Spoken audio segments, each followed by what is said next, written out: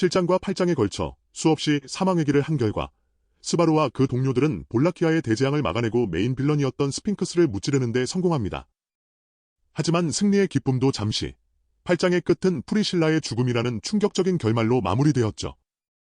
프리실라의 죽음으로 인해 알데바란은 루그니카로 귀환하는 날까지 방에 틀어박히게 되었고 귀환 날에서야 알은 다른 이들에게 모습을 비추었습니다.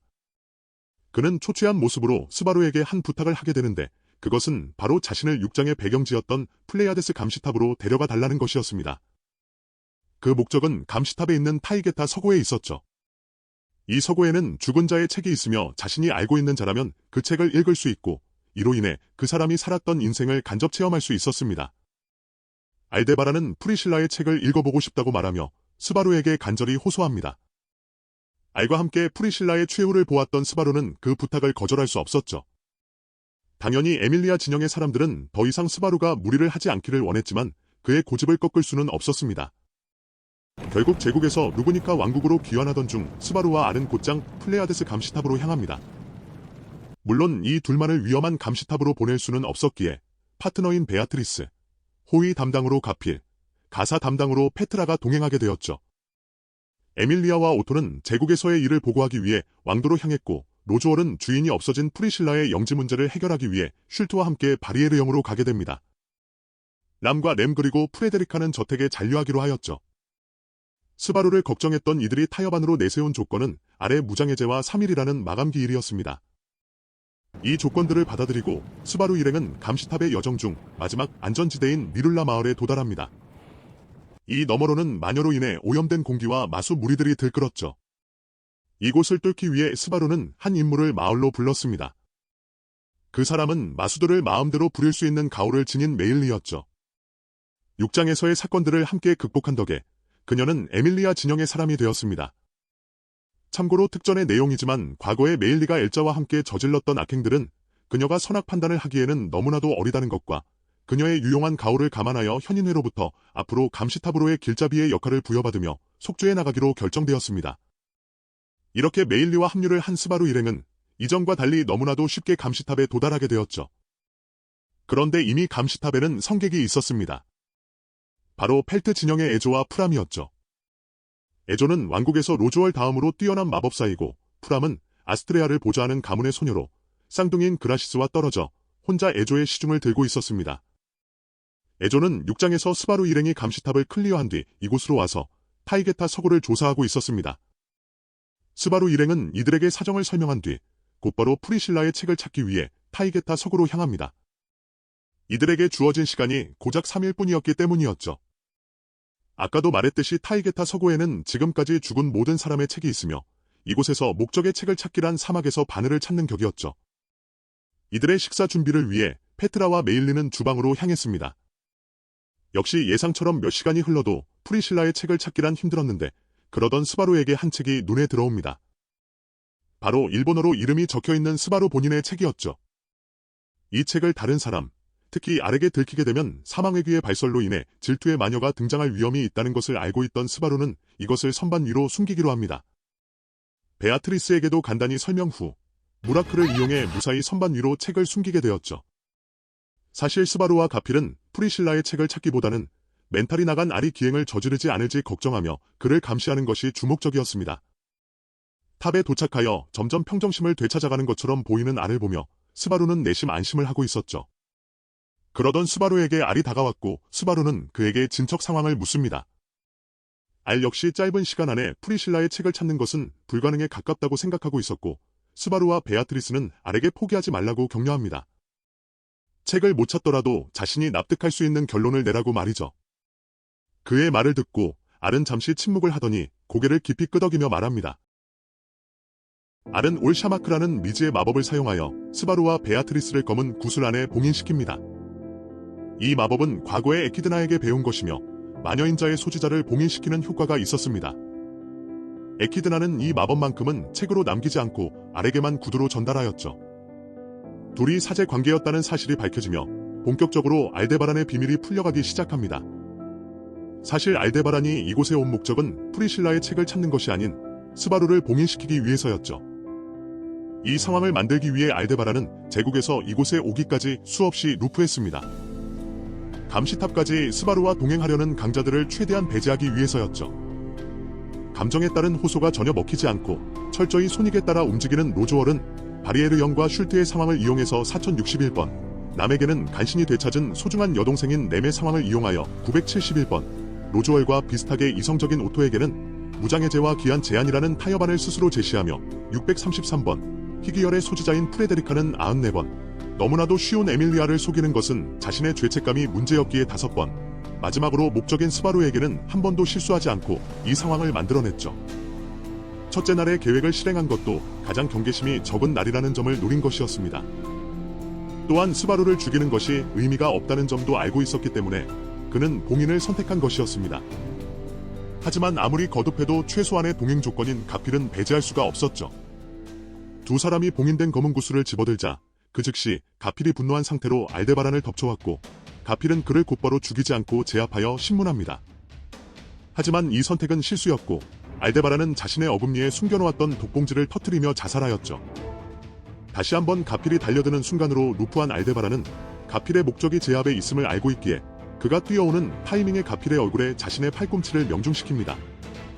이렇게 알은 자신의 권능을 사용하며 가필과 에조를 상대로 싸움을 시작합니다. 하지만 가필과 알의 격차는 쉽게 좁힐 수 있는 수준이 아니었고 가필 역시 이 사실을 인지하고 있었습니다. 가필은 제국에서 구신장들과 용과의 싸움을 겪은 초인이고 알데바란은 너무나도 평범한 사람의 범주였기에 그의 공격은 가필에게 치명타가 되지 않았죠. 하지만 가필의 공격은 모조리 파괴당하고 알의 공격은 모조리 적중되는 기이한 상황에 가필은 당황하기 시작합니다. 에조 역시 알의 다리 하나쯤은 없앨 생각으로 날린 이중영창 마법을 쉽게 공략당하자 몹시 놀라며 경계심을 높입니다. 에조는 이런 상황이 계속되자 알이 미래 관측을 할 수 있는 것이 아닌지 의심합니다.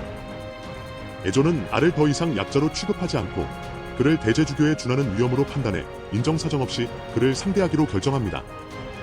한편 요리를 하고 있던 페트라와 메일리는 위층으로부터 계속해서 들려오는 전투음의 불안을 느끼고 있었습니다. 바로 그때 가필이 심하게 부상당한 모습으로 부엌 공간에 뛰어들어갔고 돌바닥을 힘으로 들어올리며 문이 없는 부엌의 입구를 틀어막습니다. 에조가 알이 피할 수 없도록 탑 전체를 뒤덮는 물의 마법을 사용하였고 거대한 파도가 페트라와 메일리까지 덮쳐왔기 때문이었죠. 물이 잠잠해지고 다시 위층으로 향하려던 가필에게 페트라는 이 일이 알이 일으킨 것이냐고 물어보았고 가필은 이를 짧게 긍정하며 전투에 복귀합니다. 아무리 사기적인 권능을 가진 알이라도 거대한 파도 앞에서는 무력했으며 물에 휩쓸려 꼭대기 층까지 몰리게 됩니다. 알이 드디어 전투불능에 이르자 에조와 가필은 그를 신문하려고 하였죠. 하지만 알은 힘이 빠져 드러누운 상태에서도 어째서인지 자신의 승리를 의심하지 않는 모습을 보이고 그는 힘겹게 손가락을 들어올리며 한쪽을 가리킵니다. 그 손가락을 따라 시선을 돌린 에조와 가필은 크게 경악하게 되었죠. 탑 정상에 영혼이 빠진 상태로 앉아있던 신령 볼카니카 앞에 죽은 자의 책 한 권이 펼쳐져 있던 것입니다. 그 책의 주인을 묻는 두 사람에게 알은 그 책이 자신의 책이라고 말합니다. 그리고 그 직후 앉아있던 볼카니카가 두 날개를 펼치며 두 사람을 향해 백광의 브레스를 뿜었고 그대로 가필과 에조가 휘말리게 되었죠.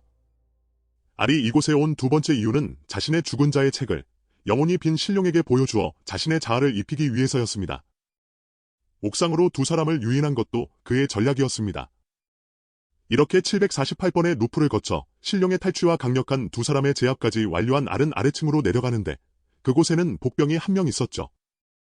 매복 중이던 프람은 알이 내려오기만을 기다렸다가 망설이지 않고 즉시 알의 목을 꺾어버립니다. 아스트레아가를 보좌하는 가문의 사람답게 어린 나이임에도 냉철한 판단을 내렸지만 그 상대가 나빴습니다. 알은 또다시 루프를 거듭하며 프람까지 몸을 구속하였죠.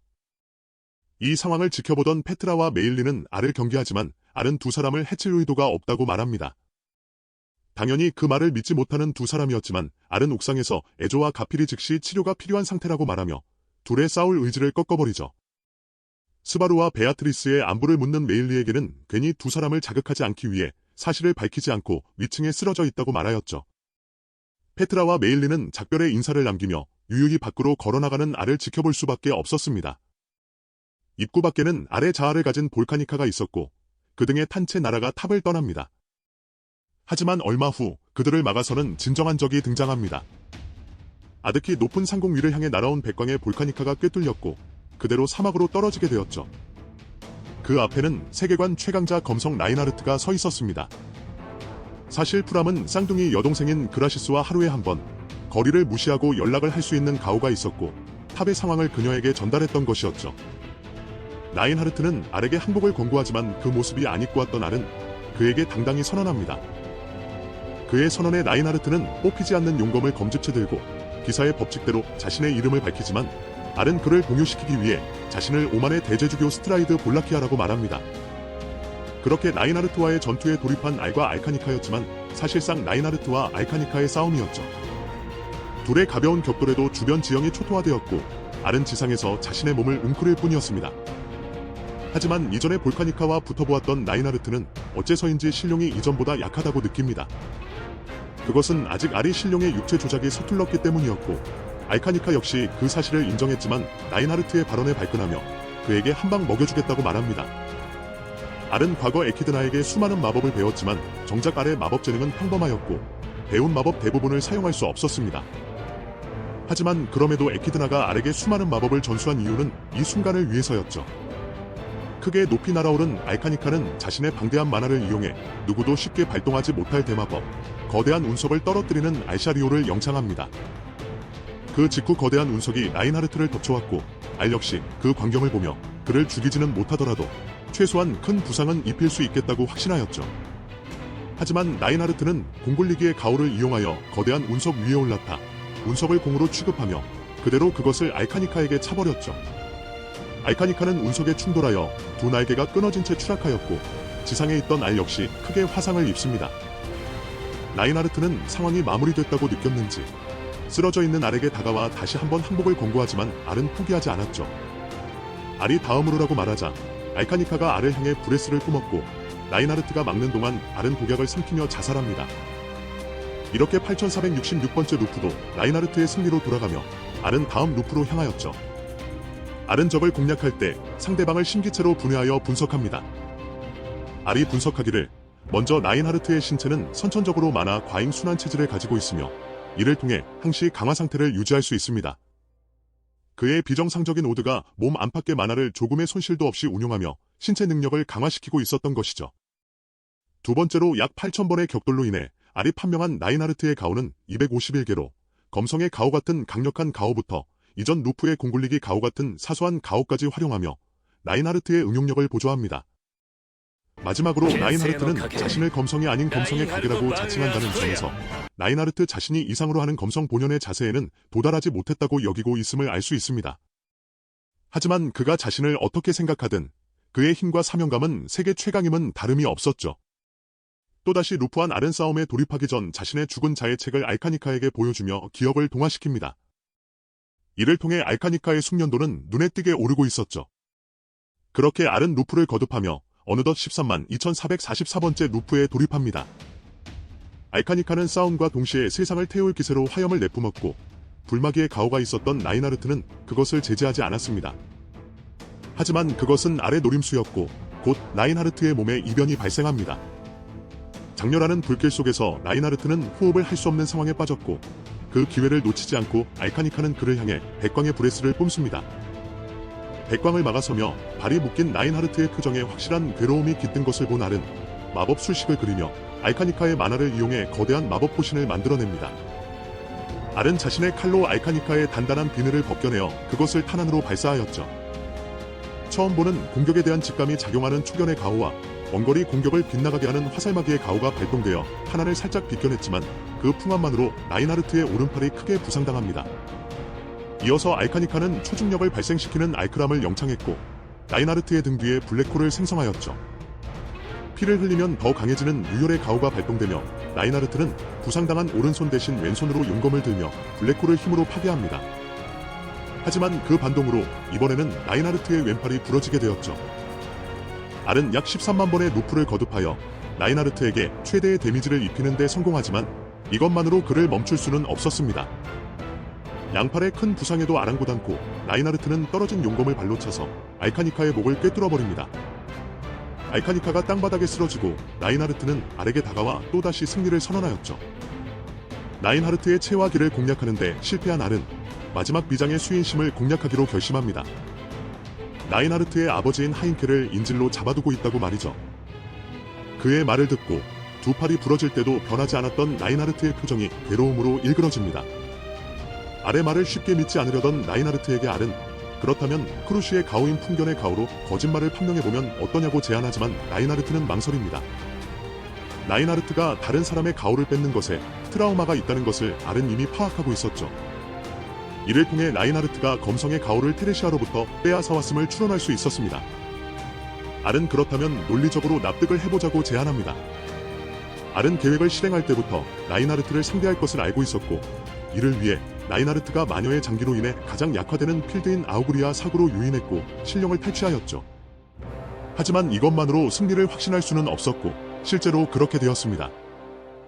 따라서 알은 하인켈을 인질로 삼았다고 설명하죠. 하인켈이 프리실라 진영의 사람이었기에 기회도 얼마든지 있었습니다.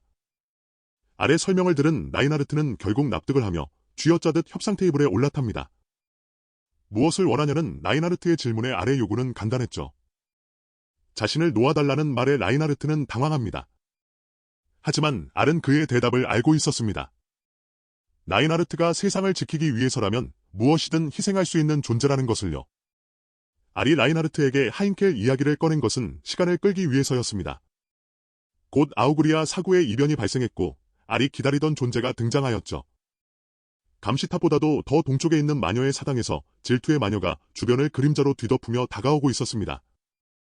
한편 감시탑에서는 페트라가 에조와 가필의 응급처치를 하고 있었습니다. 온몸에 심한 화상을 입은 두 사람은 의식불명 상태였고 남은 이들 중 치료 마법을 쓸 수 있는 사람이 없었기에 그저 두 사람이 일어나기를 기다릴 뿐이었죠. 페트라는 스바루와 베아트리스가 어디에도 보이지 않는 것을 확인하고는 알이 거짓말을 했음을 깨닫습니다. 두 사람의 시체조차 없어진 것이 아닌지 걱정하는 페트라에게 메일리는 짧은 시간 안에 시체를 치우는 것은 불가능하다며 다른 방법으로 두 사람을 데려간 것 같다고 추측하였죠. 프람은 이 상황을 여동생에게 전달하여 라인하르트가 출동했을 테니 걱정하지 말라고 합니다. 하지만 페트라는 알이 그 사실도 모르고 이를 저지르지는 않았을 것이라고 생각하였죠. 그렇게 페트라가 생각에 잠기며 스바루의 가방을 챙기던 중 그 안에서 한 책이 나옵니다. 그것은 죽은 자의 책이었고 이름나는 칼로 파내어져 그 주인을 알 수 없었죠. 페트라는 이 절망적인 상황 속에서 스바루의 가방에 있던 책을 보며 이것이 스바루가 남긴 힌트라고 생각하게 됩니다. 페트라에게 스바루는 사랑하는 사람이자 그동안 수많은 난관을 극복하고 자신들을 구해준 영웅이었기 때문이죠. 페트라의 생각을 알고 있던 메일리는 죽은 자의 책을 읽는 것은 위험할 수 있다고 말리지만 페트라는 결국 그 책을 읽기로 결심합니다. 메일리에게 자신이 잘못되면 뒤를 부탁한다는 말을 남기며 페트라는 책을 펼쳤고 결국 이 세계의 금기가 되는 기억에 도달합니다. 알이 타이게타 서구에서 찾은 책은 두 가지, 신룡에게 읽힐 본인의 책과 스바루의 책이었죠. 알은 스바루를 믿는 페트라가 반드시 그 책을 읽으리라 확신하고 그 책을 가방에 힌트인 척 숨겨놓았던 것입니다. 알의 치밀한 계획의 결과 질투의 마녀가 출현했으며 그녀는 라인하르트만이 막을 수 있었죠. 라인하르트는 그녀에게 가기 전 알을 처리하려고 하지만 알은 만약 자신을 처리하고 갈 생각이라면 진심으로 반항할 것이며 그러는 동안에 세계가 망할 것이라고 그를 몰아세웁니다. 알은 하인켈에게는 손을 대지 않겠다고 약속하며 그에게 빨리 가라고 말하죠. 그 말에 라인하르트는 힘껏 이를 깨물며 최대의 욕을 남기고 질투의 마녀에게 향합니다. 결국 총 13만 2444번의 루프의 결과 라인하르트를 처리하는 데 성공하였고 알은 알카니카를 깨운 뒤 목적의 장소인 서쪽으로 향합니다. 이번 구장은 알의 배신, 스바루의 봉인, 라인하르트와의 격돌, 페트라가 알게 된 사망위기, 질투의 마녀의 등장 등 처음부터 도파민이 터지는 전개로 이어지고 있습니다. 또한 지금까지 스바루의 관점에서 소설이 진행됐다면 9장부터는 알의 시점에서 이야기가 진행되고 있죠. 스바루와 달리 무력으로 무쌍을 찍는 신주인공의 등장에 스바루의 사망에 귀환은 또 다른 재미가 있는 것 같습니다. 아직 알의 과거나 목적에 관해서는 자세히 밝혀지지 않았지만 앞으로의 전개가 대단히 기대가 됩니다. 또 스바루의 사망회기를 알게 된 페트라가 앞으로 어떻게 될지도 굉장히 궁금하네요. 이번 9장은 정말 재미있으니 소설을 안 읽으셨던 분들도 꼭 진입해보시길 추천드립니다. 그럼 제 영상은 여기까지 하고 마무리하겠습니다. 시청해주셔서 감사합니다.